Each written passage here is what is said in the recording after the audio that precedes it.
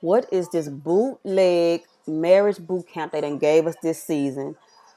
I'm insulted at the message they done came up with this time. I know it's here for entertainment purposes and it's mostly fake, but this is some real bootleg stuff right here from the bootleg doctors. We don't even get Jim and Carol no more. I guess they gave up on it. We don't the bootleg couples. I mean, we really gonna let Margot and Nico get on another reality show when they really not even reality stars at all? They barely made it on Love and Hip Hop. What else was it? Oh goodness. Let's see. We got Kiki and Michael, and then we got what's the Storm and Karen from Mob Wives. We got man Nico and Margot, and then America.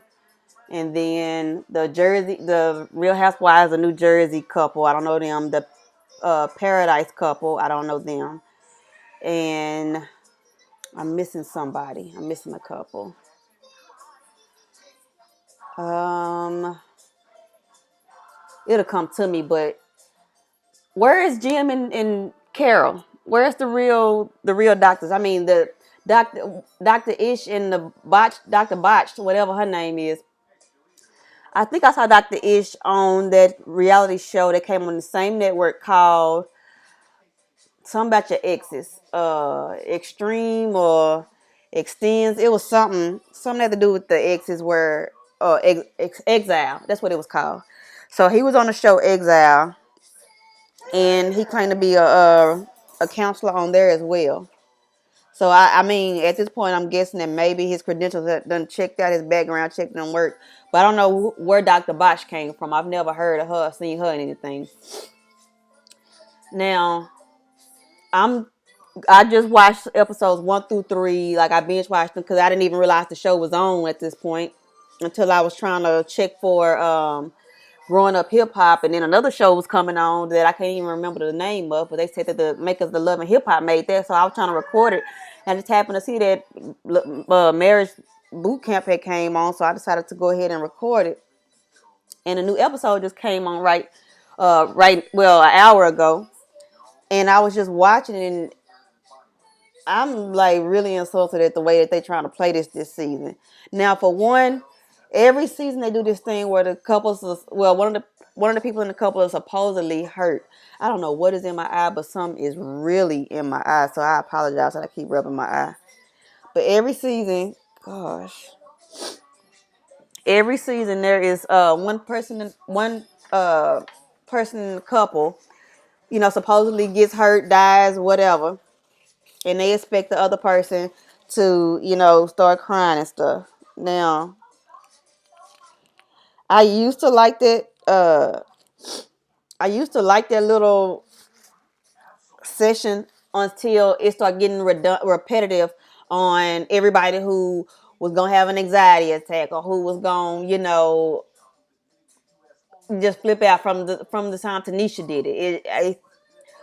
It started getting repetitive to where it's like, okay, we know people don't like to play about death and all this good stuff, but move on to something else. I understand I need to show the extremes, but do it in a better way at this point, because I'm pretty sure that everyone who's coming on Marriage Boot Camp has seen Marriage Boot Camp, so they know that is actually coming. So, I mean, that's one thing.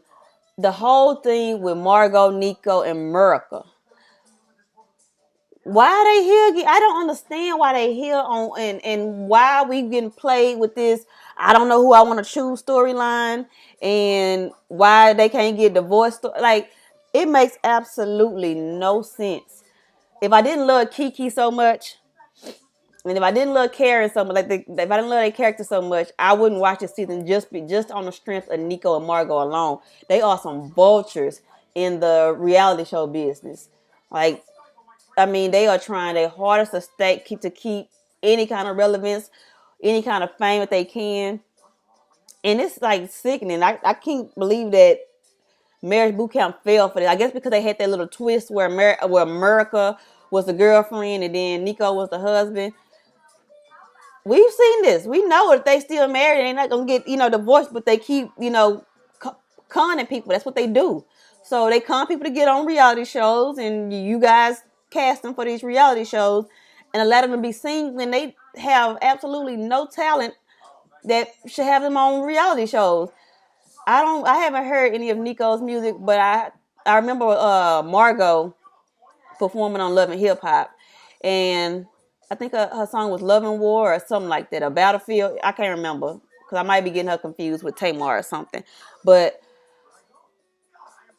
if they want to like get their music out, it's a way to do that that's better than like trying to jump on every reality show they can. They've been separated for what, 4 years now? They said. I can't believe I'm talking about them, and I'm mad that I'm having to talk about them because they're on this show.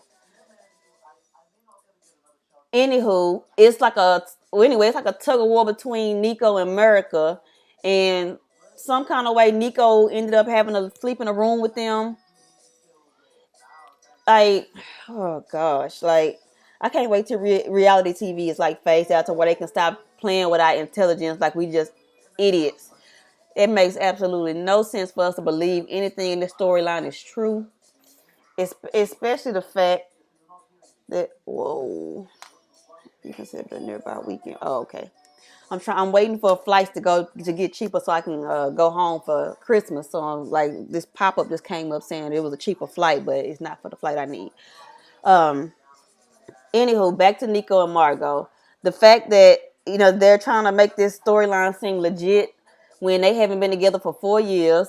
We already saw them go through the same thing on Love and Hip Hop, and they're going through the same storyline. They just flipped it to where now Margot has a girlfriend instead of Nico having a girlfriend, which on Love and Hip Hop they did the whole Nico has a girlfriend, Margot comes in and breaks up their relationship. Now it's Margot has a girlfriend, Nico comes in and break up their relationship.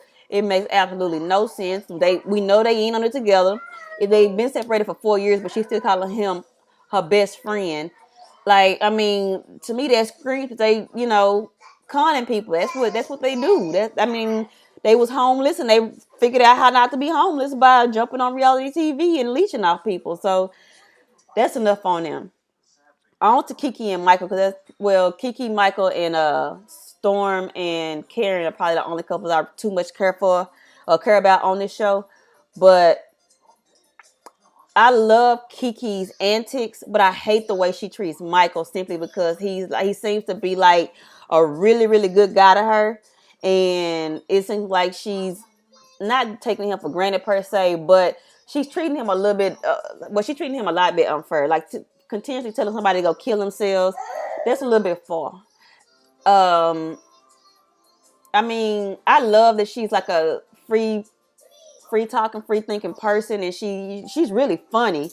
But in this sense, like talking to him crazy like that is really bad. But then she had a breakdown moment where she said, she's called him like a faggot before. She's told him worse things than what she did when she, did that scene about, him getting shot and dying actually.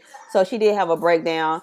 I'm hoping that she's putting off a TV because in R&B when she actually like did the same stuff where she talked to him pretty crazy. I'm hoping it's just like exaggerated at this point for television purposes.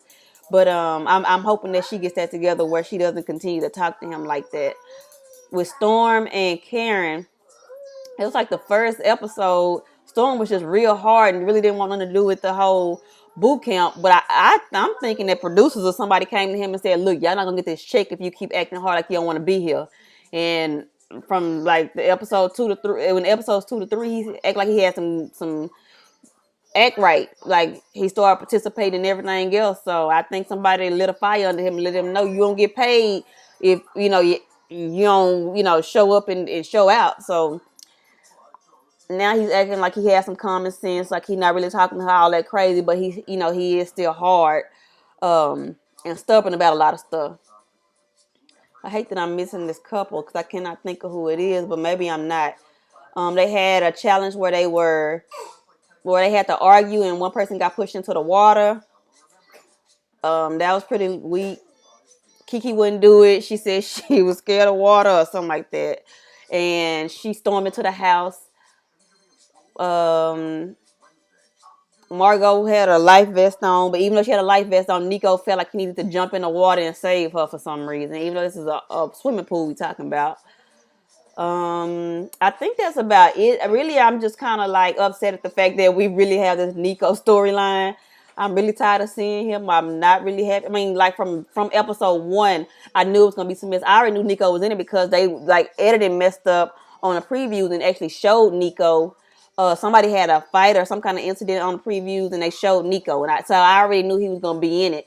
And I had already heard someone saying, "Why can't I have a girlfriend and a husband?" And I knew, and it was Margot's voice, so I already knew who it was from jump, and I knew that they would be here. So when they had that big like to do in the beginning about, well, somebody's in court and it's a secret person, and it's gonna be some kind of secret reveal. I already knew it was Nico standing back there because I mean I knew they was gonna leech out this show like that because I mean this is probably the only show that'll take them in other than after they still on Love and Hip Hop because I'm pretty sure they done with that.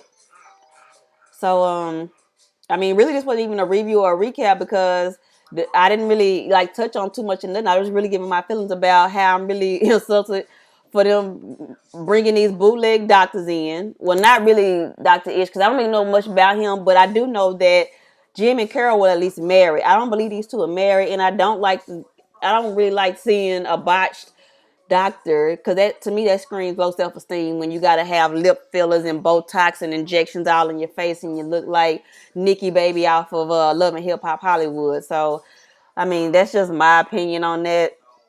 I just think she kind of overdid it with the surgery. I don't know who she is or where she came from, but the fact that they're not even married, I'm trying to figure out how they have any kind of lane to give marital advice to anybody. Are they married to anybody? Do they have spouses? We don't know nothing about these people for us to be trusting them to be giving marital advice. I know it's fake, but still, at least sell me the dream, sell me the fakeness so I can believe it. But anyway, that's what I thought. That's what I thought about episodes 1 through 3 of Marriage Bootcamp. Now that I just binge watched it. Next week, if it's worth watching, well, if it's worth reviewing or recapping or whatever, if it gets a little better, then I'll talk about it. I really don't remember the name of the group from. I mean, the couple from New Jersey Housewives, but I know Jim is one of them. I don't know the woman's name. He seems to be an alcoholic. I was kind of laughing at the way he was talking to Nico, Margot, and America about how they all need to just be together, but he was lying to all of them when he was talking to them and all that, and that was kind of funny. And the fact, I guess he was like drunk because he's an alcoholic. The Paradise couple, I can't remember. I think it's a Paradise couple where the guy talks to the girl crazy and she just takes it. That to me, that's just crazy. Oh, the last thing. Now, this is one of those things where I like try to be politically correct, but I can't. When I saw, well, never mind, I'm gonna leave it alone because it was one of those things where I was just like, it's one of those things where, well, okay, I'm gonna say it. So when when Storm went through that first whatever it's called with Karen, where she was in the body bag and he was laughing and wasn't taking it serious, I was thinking right then and there that right there is like the main reason that I never have minded when black men or colored men or whatever like to date outside their race or date other women who are a little more meek than black women because they say that black women are too strong. Because the way that Storm was talking to her and treating her, I was just like, I absolutely appreciate, another woman putting up with that because I couldn't and I wouldn't. So when, black men say they have a preference for white women or whatever, I have no problems with that because I would rather you be with somebody who can put up with the bull crap if you're gonna do some stuff like Storm was doing. I don't know if he's black, and I think he might be like Dominican or Puerto Rican or something. I'm not sure, but it was just making me think about that. Like, it's no way I could let a man talk to me like that. It's crazy. Now, I've been in a bad relationship, but I definitely wasn't talked to like that. And I just couldn't see myself putting up with that, especially with a strong woman like Karen. I know they putting on for TV, but I just couldn't see how she could, put up with him acting like that on TV. And it seems like he still has like little signs of that going on throughout the rest of the season. So that's what I thought about it. Give me your opinions, like, subscribe, all that good stuff. Y'all have a good night. Bye-bye.